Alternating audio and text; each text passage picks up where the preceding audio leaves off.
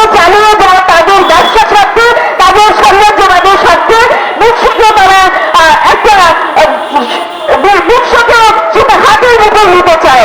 আমরা সেই বিশ্ব দেখতে চাই না যে বিশ্ব গুটিকর দেশ, গুটিকর মানুষের কাছে বন্ধু।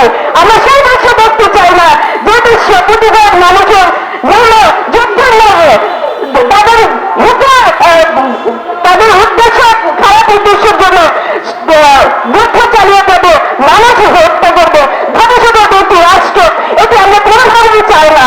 সারা বিশ্ব